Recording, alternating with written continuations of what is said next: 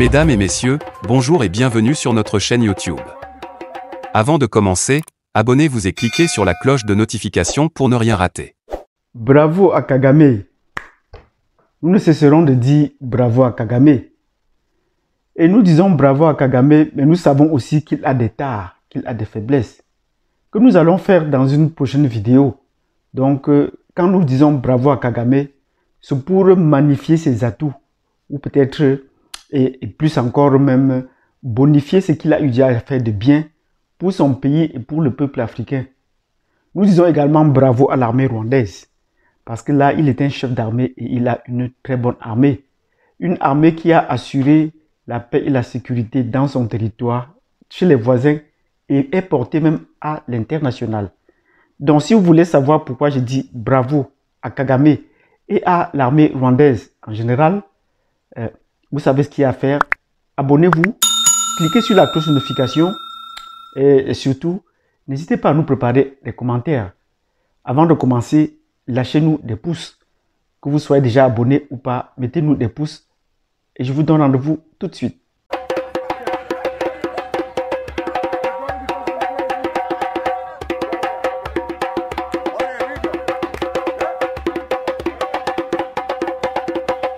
Bienvenue dans cette vidéo où nous disons bravo à l'armée rwandaise et nous disons Africa Oye parce que c'est également pour l'avancement de l'Afrique. Bravo à l'armée rwandaise, bravo à Kagame. Nous disons bravo à Kagame parce que Kagame est un chef de guerre assez brave. C'est un brave chef de guerre et qui a conquis son pouvoir par la force et qui, malgré ce côté, est également en train de développer son pays et de mettre des arguments ou de mettre des dispositions démocratiques, qu'on pourrait appeler démocratiques, qu'on n'en trouve pas ailleurs, même en Europe. Et pour prendre un exemple, le pourcentage des femmes à l'Assemblée nationale. Je pense que pour le moment, c'est le plus haut taux de représentation féminine à l'Assemblée nationale à travers la planète. Et pour cela, nous allons dire bravo à Kagame. Même s'il y a des opposantes qui ont été arrêtées et j'étais en prison, ben nous disons bravo parce qu'il y a au moins un nombre croissant de femmes. Il a vraiment rendu le pouvoir aux femmes et a donné aux femmes rwandaises la possibilité de faire la politique, de se faire représenter. Et cela rejaillit sur l'image des femmes rwandaises, non seulement au niveau du Rwanda, mais également dans beaucoup de pays africains. On parle beaucoup des femmes rwandaises actuellement, non pas seulement pour leur beauté, mais également pour leur bravoure, leur esprit d'entrepreneuriat, que la stabilité politique ou la croissance a pu leur offrir.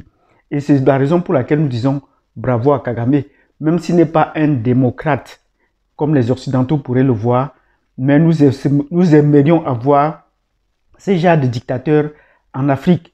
Oui, si sur le plan démocratique, si sur le plan politique c'est un dictateur, nous lui disons bravo et merci pour cela. Parce qu'aucun pays sur la planète ne s'est développé dans le contexte de la démocratie. Même les États-Unis, leur décollage économique a été dû à un moment où on a donné le plein pouvoir au président, où le président a pris les grandes actions, surtout après la crise, de prendre des décisions fortes pour engager le pays. C'était le cas en Allemagne.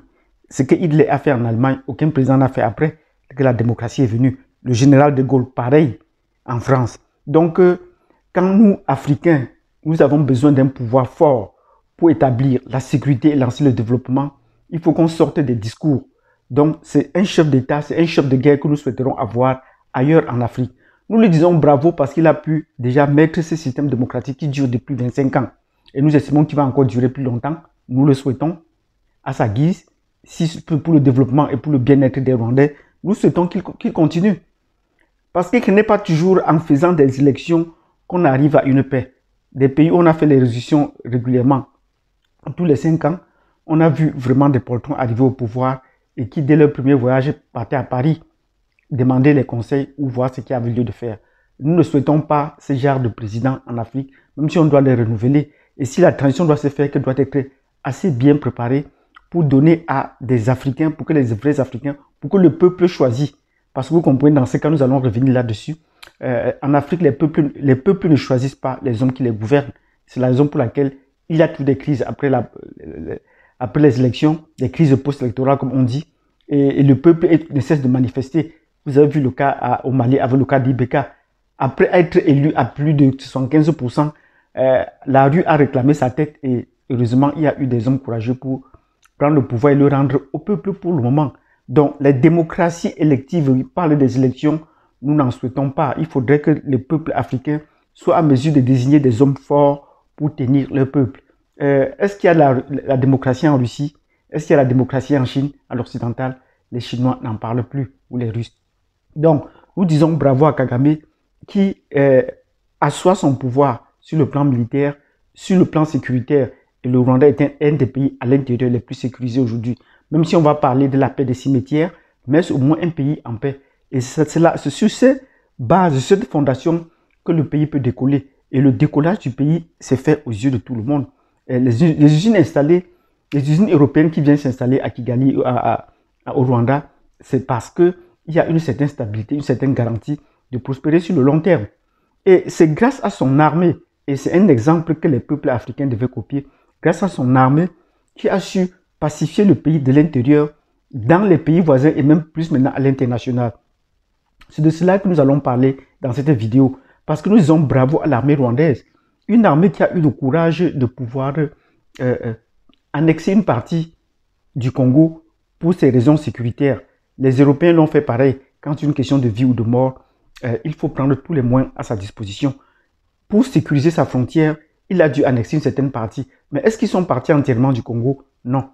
Actuellement, on parle, si le chef d'état-major de l'armée rwandaise a été également le chef d'état-major dans l'armée congolaise, actuellement on parle de près de 300 officiers d'origine rwandaise haut gradés dans l'armée congolaise.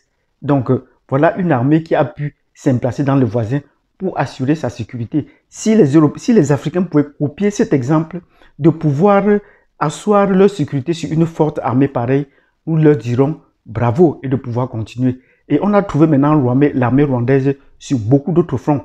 Et le front sur lequel il est le plus connu, et nous le disons bravo, c'est en République centrafricaine. En participant à la force de l'ONU, il a également envoyé, le Rwanda a également envoyé des forces spéciales pour protéger ses troupes sur le terrain qui pouvaient être attaquées parce que l'armée rwandaise sur le terrain en République centrafricaine se met également dans l'action humanitaire, apporte l'eau, la nourriture et soigne les populations. Donc comment est-ce qu'on ne pouvait pas dire bravo à cette armée qui n'est pas une armée seulement d'occupation et va en guerre. Et en sécurisant la frontière avec le Cameroun, malgré le fait qu'il y avait déjà une armée, une partie de l'armée camerounaise en République centrafricaine, le Rwanda a pu asseoir ou développer une certaine expertise. Et cette expertise, pour qu'elle connaisse un aboutissement ou qu'elle donne des résultats aussi probants, elle doit s'appuyer également sur un élément dont on en parle très peu, les services secrets. Oui, les forces spéciales et les services secrets vont de pair. On en parle très peu. Mais si la France continue à dominer 54 pays en Afrique aujourd'hui, c'est d'abord sur la base des services secrets qu'on appelle la France-Afrique. Et nous pourrons en reparler une autre fois. L'armée rwandaise ou le Rwanda a pu développer des services secrets pour assurer la sécurité de son armée à l'intérieur. Et vous voyez, ces services secrets ne se limitent pas seulement en Afrique. Ils vont même au-delà. Au Canada, on en a parlé. Des gens qui sont partis du Rwanda pour espionner les autres personnes ici au Canada. Donc, nous parlons de ce que nous connaissons. Et on trouve que l'armée rwandaise, pour pouvoir aller ou être invité dans des pays comme le Bénin, le Togo, pour mater des rébellions là-bas où c'était le pouvoir en place, c'est parce qu'ils doivent posséder également des éléments d'intelligence économique et politique pour pouvoir s'implanter dans ces pays. Non seulement, mais ces derniers temps, l'armée rwandaise a marqué également des points. Et les points où l'armée rwandaise est allée et frappée très fort, c'était au Mozambique. Alors qu'on a découvert le pétrole et le gaz, ce qui a suscité l'appétit des grandes puissances, notamment la France, encore et encore sur la France. Et Total s'est arrangé à pouvoir s'implanter là-bas, commencer à crier déjà qu'il y avait des terroristes au nord du Mozambique et qui l'empêchaient de faire son travail. Donc vous constatez tout le temps qu'il y a une activité des mercenaires. Total est comme Wagner. Chaque fois qu'elle s'installe dans un lieu, elle y va avec ses mercenaires. Et les ingénieurs qu'on y trouve sont également des mercenaires. Une fois installée au Mozambique, elle a commencé par crier qu'il y avait des mercenaires qui sont venus. D'où sont venus ces mercenaires dans cette partie nord du pays? Donc voilà des situations qui doivent nous interpeller. Et l'armée rwandaise est entrée à envoyer près de 1000 hommes. Nous en avons déjà parlé dans la précédente vidéo au Mozambique. Et en l'espace d'un mois, la région a été pacifiée. Et les autorités militaires du Mozambique ont dû saluer la présence de l'armée rwandaise. Voilà une armée qui se professionnalise de plus en plus. Au moment où nous faisons cette vidéo, il est annoncé à la fin de la semaine dernière, mercredi ou vendredi, suivant les dates, parce que parfois sur les réseaux sociaux, les dates ne sont pas très précises. Le chef d'état-major de l'armée rwandaise a fait une visite au Mali. Or, nous vous rappelons que la MINUSMA a été dirigée dans les années 2013 par ce même chef d'état-major dont il connaît bien la MINUSMA et le Mali.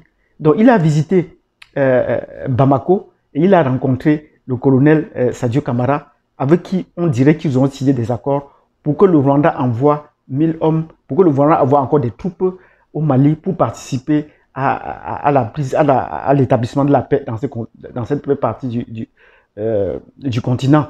Nous disons bravo à l'armée rwandaise parce que nous avions dit déjà dans les précédentes vidéos qu'au lieu d'aller chercher des partenaires par-ci, par-là, le Rwanda pouvait faire la job. Le Rwanda pouvait faire le travail. Seul le Rwanda pouvait faire le travail parce qu'ils ont une armée aujourd'hui bien prouvée, bien éprouvée et qui peut faire le travail. Pour les cas que je vous ai cités précédemment, en République centrafricaine, au Mozambique, au Congo, n'en parlons plus. Nous pensons que le Rwanda seul peut pacifier le Mali.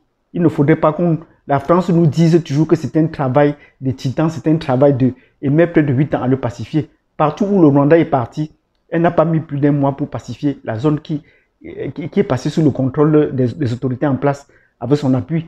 Donc nous disons bravo à l'armée rwandaise. Si c'est effectif, dès que les premières troupes vont entrer au Mali, vous allez sentir le changement directement sur le terrain parce que les troupes rwandaises ne font pas dans la rigolade. Ils font vraiment le travail de l'armée tel que c'est la nécessité.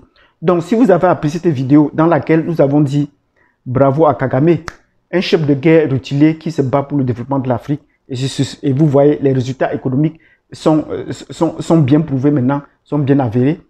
Sur le plan social, nous avons également dit bravo à son armée, l'armée qu'il a pu mettre en place pour pouvoir pacifier son pays et faciliter son développement, pacifier les pays voisins et aller maintenant à l'international, en République centrafricaine, au Mozambique, et ces jours-ci, attendons les résultats pour le cas du Mali.